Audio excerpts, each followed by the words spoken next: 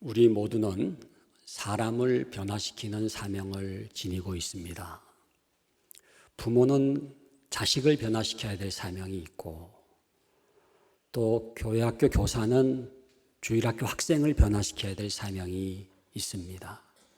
목회자는 성도를 변화시켜야 될 사명이 있고, 먼저 믿는 우리는 아직 믿지 않는 자들을 변화시켜야 될 사명을 지니고 있습니다.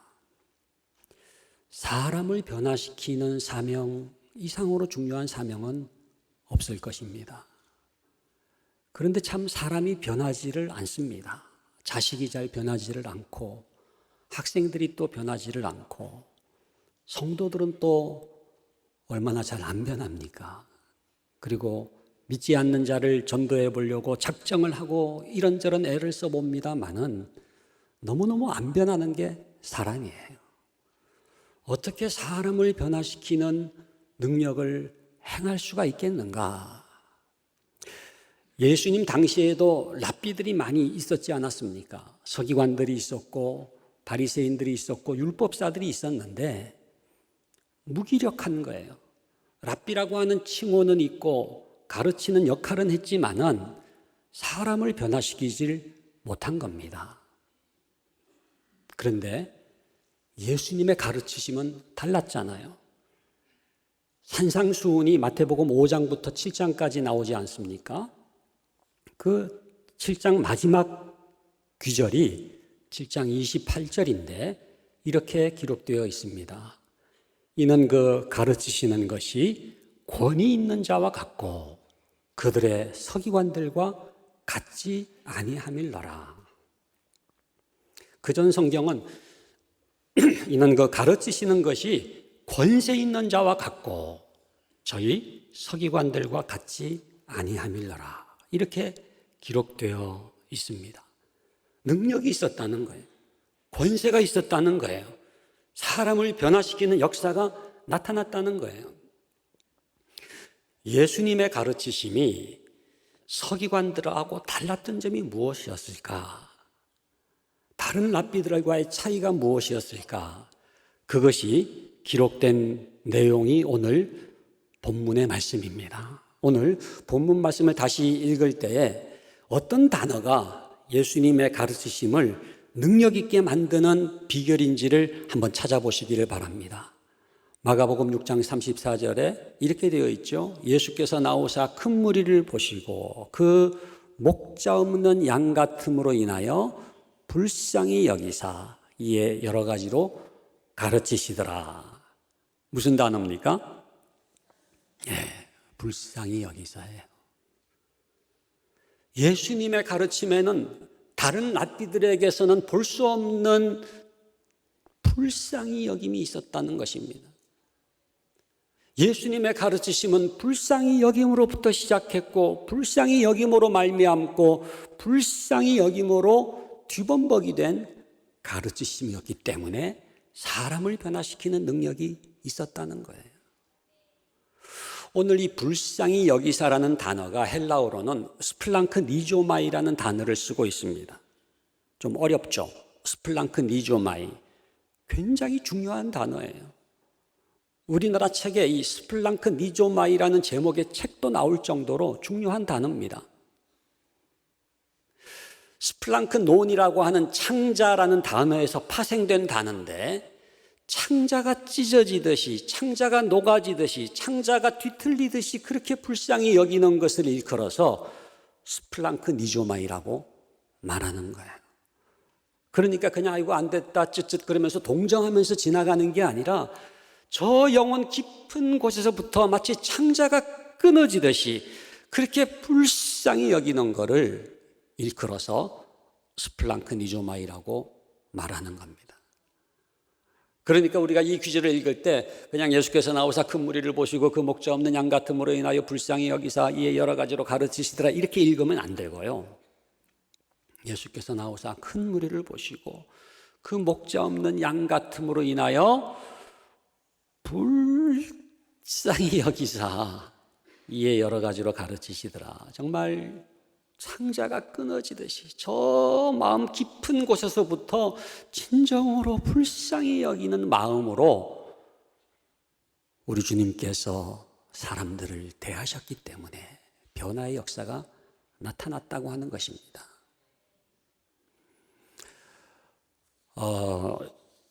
여러분, 우리가 신앙생활을 할수록 깊어져야 되는 게 있는데 뭐가 깊어져야 되느냐?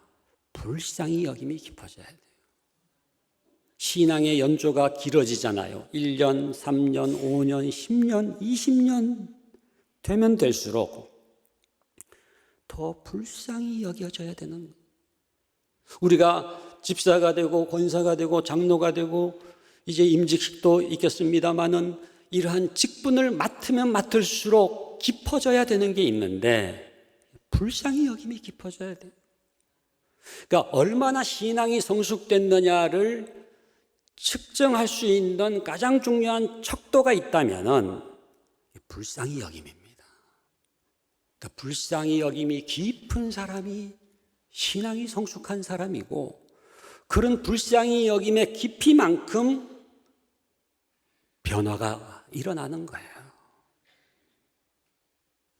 스플랑크니조마이라는 단어를 기억하시면서 주님 불쌍히 여기는 사람이 되게 하여 주시옵소서 기도할 수 있기를 바랍니다. 이 스플랑크니조마이라는 단어가 사용된 너무나 중요한 성경의 본문 세 군데가 있습니다. 첫 번째는 여러분들 잘 아시는 탕자의 비유가 있잖아요. 누가복음 15장에 나오는 탕자의 비유에 이 단어가 사용되고 있습니다. 누가복음 15장 20절에 뭐라고 되어 있습니까? 아직도 거리가 먼데 아버지가 그를 보고 측은히 여겨 달려가 목을 안고 입을 맞추었다라고 할 때 그 측은히 여겨라는 단어가 헬라어로는 스플랑크니조마이를 쓰고 있어요. 여러분들 둘째 아들이 집을 나갔잖아요. 그래서 허랑방탕했잖아요. 돼지의 쥐염 열매를 먹고 이제는 아버지의 집이 생각나서 이제 되돌아오지 않습니까? 그런데 이 아버지는 이미 문 밖에 나가서서 기다립니다. 그런데 어느 날 저 멀리 보니까는 둘째 아들이 돌아오는 거예요.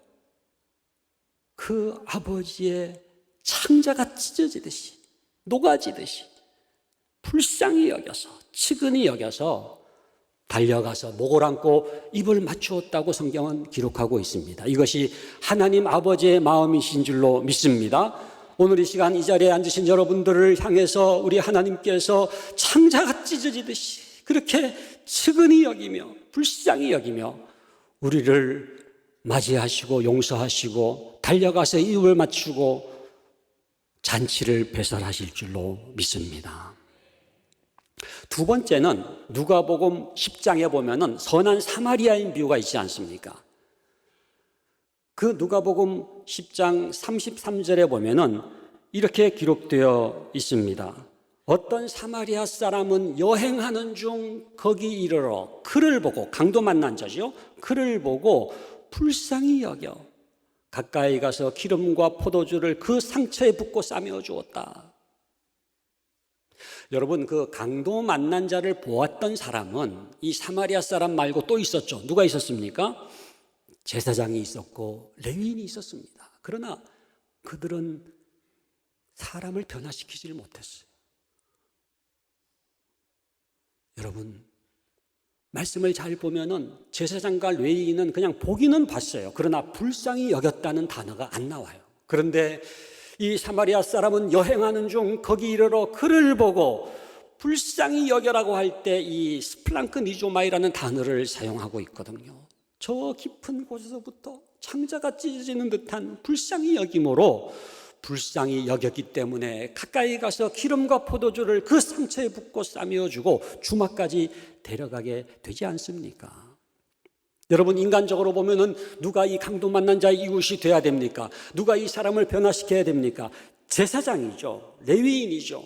학력이 높아도 더 높고 물질이 있어도 더 있고 사회 경제적 지위가 높아도 더 높은 사람이 제사장이고 레위인이지만은 그들이 사람을 변화시킨 게 아닙니다.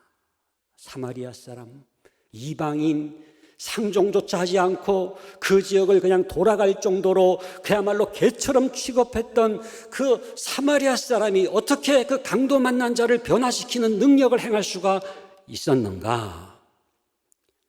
스플랑크니조마예요. 불쌍히 여긴 거예요. 여러분, 학력이 사람을 변화시키는 게 아닙니다. 재력이 사람을 변화시키는 게 아닙니다. 사회경제적 지위가 사람을 변화시키는 게 아닙니다. 누군가를 진정으로 불쌍히 여길 때 사람이 변화가 되는 거예요. 세 번째는 누가복음 7장에 보면은 나인성 과부의 죽은 아들을 살리시는 기적 사건이 나오지 않습니까? 그 사건 속에 이 단어가 사용되고 있어요. 누가복음 7장 13절에 보니까 뭐라고 되어 있습니까? 주께서 과부를 보시고 불쌍히 여기사 울지 말라 하시고 가까이 가서 그 관에 손을 대시니. 여러분, 나인성이라고 하는 동네에 과부가 살았는데 그 과부에게는 하나밖에 없는 아들이 있었어요. 근데 그 아들이 죽어버린 거예요. 그 죽은 아들의 시신을 관에다 담아가지고 지금 장례 행렬을 떠나는데 예수님의 행렬과 마주치게 됐잖아요. 예수님께서 그 과부를 이렇게 보시니까 너무너무 불쌍한 거예요. 창자가 찢어지는 거예요. 그래서 주께서 과부를 보시고 불쌍히 여기사 울지 말라 하시고 가까이 가서 그 관에 손을 대시니. 오늘 여러분들 가운데 슬픔 속에서 나오신 분이 계십니까? 너무너무 힘든 분들이 계십니까? 정말로 온갖 시련과 고난 속에 나오신 분이 계십니까? 우리 주님께서 여러분들을 보시고 불쌍히 여기실 줄로 믿습니다. 그리고 울지 말라 하시고 가까이 가서 그 관에 손을 대시니. 여러분, 관에 손을 댄다라고 하는 것은 부정한 것입니다. 시신을 만져도 부정한 것이고 그 시신을 담은 관을 만져도 부정한 것인데, 무엇이 예수님으로 하여금 그 관에 손을 대게 했으며 무엇이 예수님으로 하여금 그 장례 행렬을 멈추게 했으며 무엇이 예수님으로 하여금 그 죽은 나인성 과부의 아들을 살리는 기적을 행하게 하셨는가? 불쌍히 여기세요. 불쌍히 여길 때 기적이 일어납니다. 성경에 보면은 기적 사건 가운데 많은 경우에 그 앞부분에 보면은 이 불쌍히 여기는 게 나와요. 죽은 나사로를 살릴 때도 마찬가지죠. 여러분, 우리 가정에 기적이 필요하지 않습니까? 내 자식에게도 기적이 필요하지 않습니까? 여러분, 우리 교회에도 기적이 필요하지 않습니까? 우리 사회에도 기적이 필요하지 않습니까? 어떻게 기적이 일어날 수가 있는가? 불쌍히 여길 때 기적이 일어날 줄로 믿습니다. 제가 장로신학대학교에서 학생들을 이제 시험 볼 때 면접을 보지 않습니까? 이제 학생들을 면접 볼 때 꼭 제가 묻는 질문이 있어요. 너의 삶에 가장 영향을 끼친 사람이 누구냐? 한 사람, 신학교 올 수 있을 때까지 이렇게 영향을 끼친 한 사람을 누구냐고 물어보면은 제일 많이 나오는 대답이 뭔지 아세요? 누군 것 같아요? 예, 엄마입니다. 엄마. 어머니. 여러분, 왜 어머니가 나의 삶에 가장 변화를 일으키고 잊을 수 없는 가장 영향을 끼친 사람이라고 고백을 할까요? 엄마가 불쌍히 여기기 때문에 그래요. 어머니가 불쌍히 여기는 존재이기 때문에 그래요. 아버지라고 대답하는 아이는 거의 없는 것 같아요. 그러니까 우리 아빠들도 우리 아버지들도 불쌍히 여기면 아마 누군가가 아버지라고 대답을 하겠죠. 그러니까 저는 이 어머니라는 단어 안에는 이 불쌍히 여김이 촉촉히 적셔져 있는 것 같아요. 그러니까 어머니라는 말만 들어도 이렇게 눈시울이 붉어지지 않습니까? 저의 어머니, 제가 고등학교 1학년 때 돌아가셨거든요. 마지막에 쌍둥이를 낳고 또 교회에 여러 가지 시험도 있고 그래서 심장병을 얻으셔가지고 돌아가셨는데, 정말로 한 목사의 아내로서 또 사모로서 또 7남매를 키우신 그 어머니로서 제가 이렇게 다시금 생각해 볼 때 그 어머니의 삶이라고 하는 것은 따로 존재하지 않았던 것 같아요. 그냥 늘 이렇게 자식을 위해서 또 성도들을 위해서, 그리고 당시에는 이렇게 거지들이 많았는지 거지들은 이렇게 교회에 오면은 사택으로 먼저 들어오더라고요. 그러면 이제 저희 어머님이 이렇게 밥상 차려가지고 이렇게 찬이 많지 않아도 이렇게 대접을 다 하고, 예? 그리고 어떤 자매 거지는 저희 어머님이 그 속치마를 이렇게 벗어서 준 적이 있거든요. 저희들을 키우면서 그 불쌍히 여겼던 그 어머니의 모습이 잊혀지지가 않아요. 그때 어머님 돌아가실 때 나이가 53세였습니다. 53세. 제가 고등학교 1학년 때는 그 나이가 뭐 어떤 의미가 있는지를 몰랐죠. 그냥 53세에 어머니 돌아가셨다 이렇게 하면 생각했는데, 제가 이렇게 53세를 지나 보니까 너무 젊은 나이인 거예요. 야, 이 53세 이렇게 젊은 나이에 어머님이 돌아가셨구나라고 생각을 하면서 그 해에는 많이 울었던 것 같습니다. 어머니를 생각하면서. 여러분, 어머니가 능력이 있는 것은 무슨 학력이나 재력이 아니에요. 사회경제적 지위가 아니에요. 어머니의 불쌍히 여김이 누군가를 변화시키는 거예요. 세문안교회를 한국교회의 어머니 교회라고 말하지 않습니까? 저는 세문안교회가 아버지 교회라고 불리움을 받기보다 어머니 교회라는 명칭이 너무너무 좋아요. 왜냐하면 최초의 교회라는 의미도 있지만 불쌍히 여기는 교회라는 의미가 있거든요. 여러분, 세문안교회를 처음 세우신 언더우드 선교사님께서 이 땅에 오셨던 것이 불쌍히 여김으로부터 시작된 겁니다. 조선 땅에 대해서, 특별히 조선 사람에 대해서 불쌍히 여기는 마음으로 1885년에 이 땅에 오셔가지고 처음 시작한 게 뭐예요? 고아원이에요. 교회를 짓기 전에 고아원을 시작했습니다.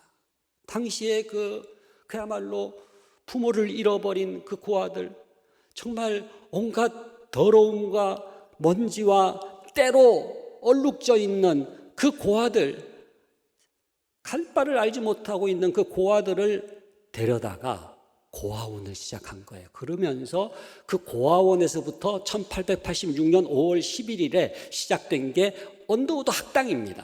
지금 경신학교가 시작됐죠. 그러니까 이 언더우드 학당에서 가장 중요한 교육은요, 국어, 영어, 수학이 아니라 목욕이었습니다. 목욕시키는. 너무너무 때가 많고, 예? 더럽고 빈대도 많고 먼지투성이고 온갖 더러운 걸로 뒤범벅이 되어 있으니까 그 아이들을 이렇게 한 명 한 명 목욕시키는 것이 가장 중요한 교육이었어요. 긍휼의 교육이었죠. 불쌍히 여기는 교육이었죠. 그러다가 1887년 6월 초순에 이렇게 역시 목욕을 시키는데 여자아이가 발견이 된 거예요. 정례라고 하는 여자아이가 이제 남자 학교인데 남자아이들 틈에 섞여가지고 이제 들어왔는데 목욕을 시키다 보니까 여자아이인 것이 발견이 돼가지고 그 아이는 그 언더우드 자택 동쪽에 사는 제중원의 여의사인 애니 앨러스 선교사님, 여의사님께 이제 데려다가 그 여의사님이 앨러스가 이 아이를 가르치기 시작한 것이 정동여학당, 그게 지금 정신여고의 시초입니다. 여러분, 언더우드 학당, 정동여 학당, 경신학교, 정신학교, 그리고 연희전문대학, 그리고 세브란스, 그리고 연세대학교, 우리 세문안교회, 이 모든 기관의 그 밑바탕에 뭐가 있느냐 하면은 그 언더우드 선교사님의 그 불쌍히 여김이 있는 거예요. 세문안교회의 정체성은 불쌍히 여김입니다. 여러분들 정말로 서로를 불쌍히 여기고 가족을 불쌍히 여기고 또 믿지 않는 자를 불쌍히 여기고 한국교회를 불쌍히 여기고 이 사회를 불쌍히 여기는 그 센터로서의 세문안교회가 될 수 있기를 간절히 바랍니다. 오늘 말씀 보니까 굉장히 중요한 단어가 하나 나오는데 그것이 뭐냐 하면은 이해라고 하는 단어. 이해. 예수께서 나오사 큰 무리를 보시고 그 목자 없는 양 같음으로 인하여 불쌍히 여기사 이해 여러 가지로 가르치시더라. 한번 여러분 따라해 주시면 감사하겠습니다. 불쌍히 여기사 이해. 한 단어라고 생각하시면 돼요. 불쌍히 여기사 이해. 그냥 불쌍히 여기셨더라 이렇게 끝나는 법이 없어요. 정말로 불쌍히 여겼다면 꼭 따라 나와야 되는 단어가 있는데 이해라는 단어가 따라 나오는 거예요. 정말로 불쌍히 여겼다면 행동이 따라 나와야죠. 실천이 따라 나와야죠. 이해가 따라 나와야죠. 예수님께서는 그 무리가 너무너무 불쌍했기 때문에 어떻게 했습니까? 이에 여러 가지로 가르치시더라. 이렇게도 가르치시고 저렇게도 가르치시고. 여러분, 예수님도 한 번으로 끝내신 게 아니에요. 여러분, 한 번으로 절대 절망하거나 낙심하지 마세요. 예수님도 오늘 말씀 보니까 이에 여러 가지로 가르치셨더라 그랬잖아요. 공중나는 새를 보라고 말씀하시기도 하시고 들에 핀 백합화를 보라고 말씀하시기도 하시고 때로는 질문법을 쓰기도 하시고 때로는 비유법을 쓰기도 하시고 이 모양 저 모양으로 가르치신 이유가 뭐냐? 너무너무 불쌍하기 때문에.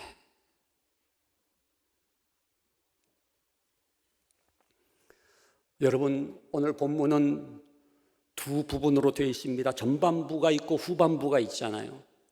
전반부는 불쌍히 여김이 나오고 후반부는 여러 가지로 가르치시더라 사역이 나오잖아요. 그런데 이 순서가 굉장히 중요합니다. 선 불쌍히 여김, 후 사역이에요. 여러분들 일하는 게 중요하죠. 효과적으로 일을 해야 되고 많은 일을 하는 것도 중요합니다. 노하우도 중요하고 기획도 중요하고 전략도 중요해요. 그런데 불쌍히 여김이 더 중요해요. 불쌍히 여김이 없으면 그 모든 사역이라고 하는 게 무익해질 수밖에 없어요. 여러분, 우리가 지식이 없는 게 아닙니다. 교리를 모르는 게 아닙니다. 지식과 교리와 내용은 이 성경 말씀을 통해서 오늘날까지 전달이 되어 왔는데 예수님 때로부터 계승되지 않은 게 있어요. 그게 뭐냐 하면은 불쌍히 여김이 나에게 전달이 안 된 거예요. 불쌍히 여김이 없이 가르칩니다. 불쌍히 여김이 없이 이렇게 저렇게 설명합니다. 불쌍히 여김이 없이 이런저런 사역을 합니다. 그 결과는 무기력한 거예요. 사람이 변화되지가 않아요. 저희들에게 불쌍히 여김을 회복시켜 주시옵소서. 불쌍히 여김으로 말미암는 사역이 되게 하여 주시옵소서. 그렇다고 한다면은 예수님께서는 어떻게 불쌍히 여기실 수가 있었는가? 간단하게 세 가지 말씀을 드리고 말씀을 마무리하도록 하겠습니다. 여러분, 물론 예수님은 아가페의 원천이시기 때문에 예수님 자신이 불쌍히 여김 덩어리였죠. 그런데 예수님도 우리와 똑같은 인성을 가지신 분으로서 어떻게 하셨길래 불쌍히 여기실 수가 있었는가? 첫 번째는요, 예수님은 숫자를 보지 않고 사람을 보셨습니다. 영혼을 보셨어요. 수많은 사람들이 모였죠. 아마 2만 명 정도 모였다는 생각이 들어요. 우리 같으면 이야 많이 모였네 숫자를 볼 텐데 예수님은 몇 명이 모였던지 간에 한 명이든 수만 명이든 똑같은 게 있는데 사람에게 초점을 맞추시는 거예요. 그러면 불쌍히 여길 수가 있다는 거예요. 물론 숫자가 중요하죠. 세문안교회 교인들도 더 많아지면 얼마나 좋습니까? 그런데 숫자를 본다고 숫자가 느는 게 아니에요. 사람을 봐야 숫자가 늘 줄로 믿습니다. 사람에게 초점을 맞춰야 돼요. 영혼에게 초점을 맞춰야 돼요. 그래야 생명의 역사가 나타나고 생명의 역사는 번식하는 힘이 있는 거예요. 우리 이제 교육자들이 늘어나는 능력이 있습니다. 목회 경력이 오래될수록 계수 능력이 늘어나요. 딱 이렇게 단에서 보면은 몇 명이 왔는지가 딱 이렇게 파악이 됩니다. 여러분, 교육전도사님하고 부장 집사님하고 공통점과 차이점이 있어요. 공통점이 뭐냐 하면은 숫자를 센다는 거예요. 근데 전도사님은 앞에서 세시고 부장님은 뒤에서 세시고 담임 목사님은 서면으로 세시고 우리가 다 숫자에 물론 관심이 있고 숫자가 중요합니다만은 숫자가 아니라 사람을 봐야 돼요. 숫자를 보는 순간 사람을 놓쳐요. 영혼을 놓쳐요. 세문안교회는 숫자가 아니라 사람을 귀히 여기는 교회가 될 수 있기를 간절히 바랍니다. 두 번째는 진실을 보면은 불쌍히 여길 수가 있어요. 오늘 말씀 보니까 예수께서 나오사 큰 무리를 보시고 그 목자 없는 양 같음으로 인하여 그랬어요. 여러분, 이분들이 뭐 옷을 입고 왔겠지요. 뭐 가방을 메고 온 분도 계실지 모르겠습니다. 모자를 쓴 분이 계셨을지도 모르겠습니다만은 우리 주님께서는 그 외모를 보신 게 아니라 뭐를 보셨어요? 진실을 보셨어요. 이렇게 진실을 보니까 뭐가 보였어요? 목자 없는 양 같음이 보이는 거예요. 목자 없는 양 같은 거예요. 너무너무 불쌍한 거예요. 여러분, 목자 없는 양이라고 하는 것은 세 가지 의미가 있지 않습니까? 양이 목자를 잃어버리면 갈 바를 알지 못하고 방황하는 거예요. 헤매는 거예요. 왜 사는지도 모르고 어디로 가야 할지를 모르는 거예요. 이게 오늘 현대인들의 모습이지 않습니까? 그리고 양이 목자를 잃어버리면은 먹을 것을 먹지를 못해가지고 기갈 가운데 신음하는 거예요. 오늘날 육신의 양식은 있지만 영의 양식을 먹지 못해가지고 기갈하는 사람들이 얼마나 많습니까? 그리고 양이 목자를 잃어버리면은 언제든지 맹수의 공격에 무방비 상태로 노출될 수밖에 없어요.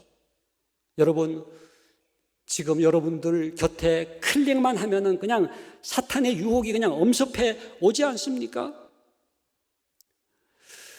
지금의 우리들의 모습과 우리 주위의 모습이 마치 우리 주님께서 이 당시에 무리들을 보신 것처럼 목자 없는 양 같음으로 인하여 말씀하신 것처럼 헤매이는 우리들의 인생이 아닙니까?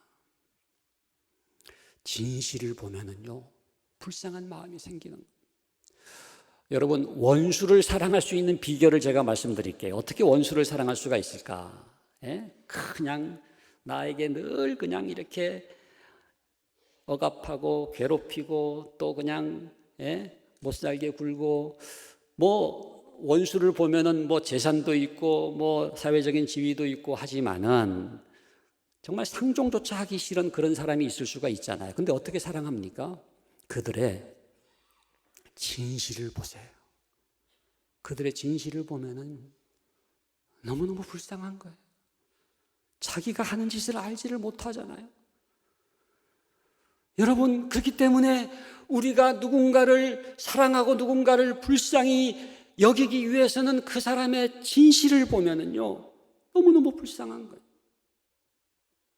그리고 마지막 세 번째는 만나면은 불쌍히 여길 수가 있어요. 구경을 하지 마시고 여러분 조금 더 깊이 있게 만나보세요. 인격적인 관계를 맺어보세요. 그러면 불쌍히 여길 수가 있어요.